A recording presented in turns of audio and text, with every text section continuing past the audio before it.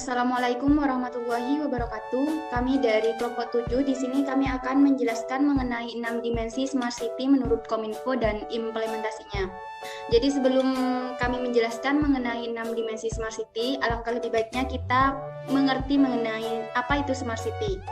Jadi Smart City itu adalah kota cerdas atau kota pintar yang inovatif menggunakan teknologi informasi dan komunikasi yang berkelanjutan dalam membantu masyarakat mengelola sumber daya yang ada, memberikan informasi yang tepat, efisiensi operasi perkotaan, jasa, dan daya saing seiring dengan pemenuhan kebutuhan generasi saat ini dan setelahnya.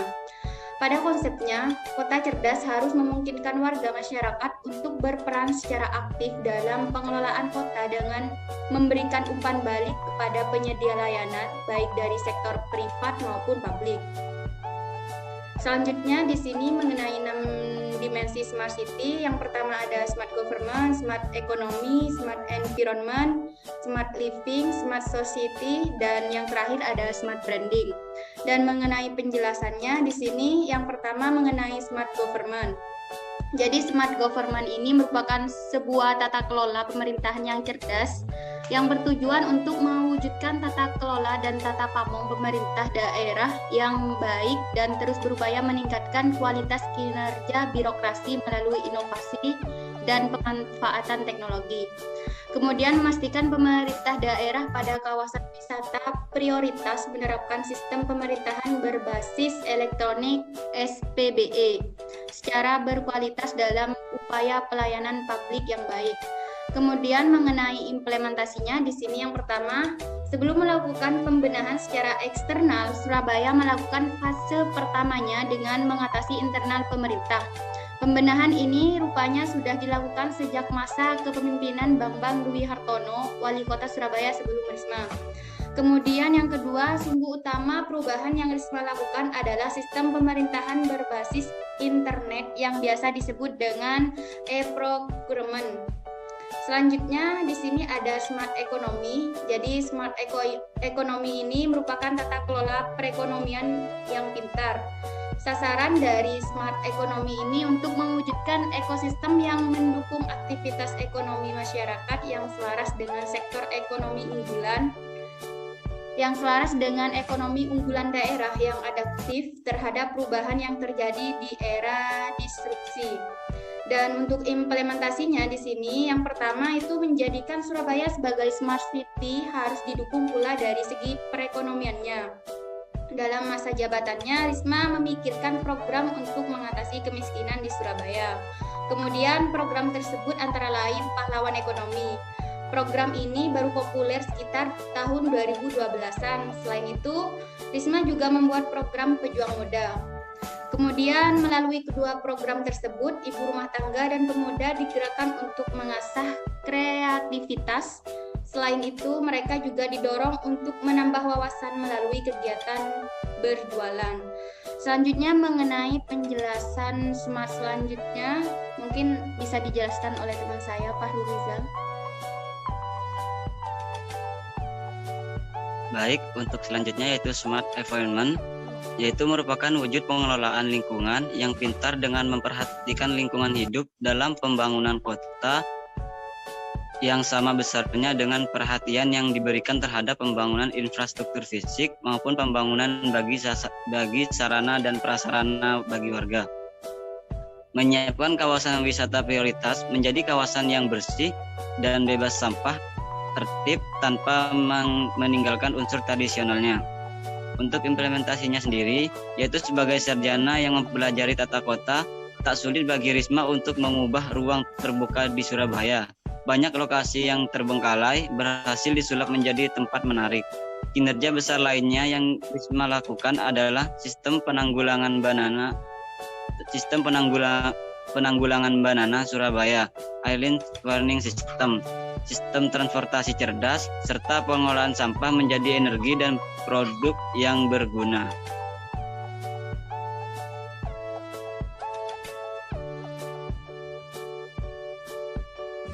Berikutnya yaitu Smart Living.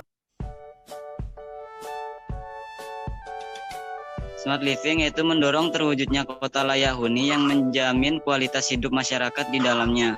mendorong situasi kawasan wisata prioritas yang kondusif dan nyaman bagi masyarakat dan wisatawan melalui penyediaan transportasi, logistik yang tentram, aman, dan ramah. Untuk implementasinya yaitu Gang Doli menjadi salah satu faktor yang dikenal dari Surabaya. Kawasan prostitusi itu menjadi sumber penghasilan banyak orang. Walau begitu, Risma tidak ragu untuk menutup lokalisasi tersebut pada tahun 2014. Alasan Risma sederhana, ia tidak ingin generasi muda yang tumbuh di sana hidup dalam lingkungan yang menganggap prostitusi adalah hal yang lumrah. Selain Gang Doli, Risma juga menutup 4 lokalisasi yang lain di Surabaya meliputi Dupak Bangunsari, Tambak Sari, Morosenang, dan Kelaka Harjo. Untuk smart berikutnya akan dijelaskan oleh teman saya yaitu Syahril Mubin. Dipersilakan. Baik, terima kasih. Yang kelima itu ada Smart Society, merupakan dimensi membahas interaksi antara manusia telah bergerak menuju ekosistem sosioteknis dengan dimensi fisik dan virtual dari kehidupan warga kota semakin terjalin secara intensif. Sasaran dari Smart Society ini untuk terciptanya masyarakat yang produktif, komunikatif, dan interaktif dengan digital literasi yang tinggi, memastikan masyarakat tujuan wisata prioritas dan mampu menjadi tuan rumah yang baik. Implementasinya yaitu yang pertama, salah satu kegiatan yang Risma baru lakukan adalah pengarahan bagi anak-anak yang terindikasi tawuran. Risma hendak melakukan apa saja untuk membuat anak di Surabaya dapat berkembang lebih baik.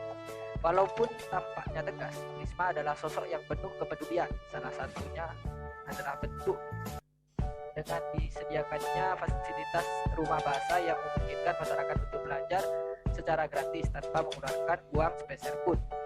Bisa next.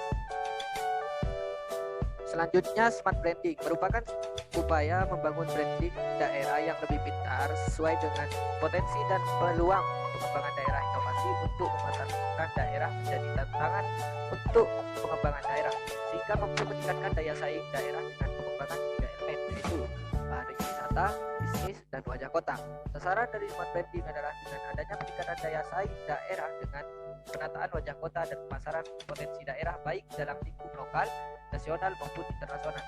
Membantu pemerintah daerah pada kawasan wisata prioritas dalam meningkatkan kunjungan wisata.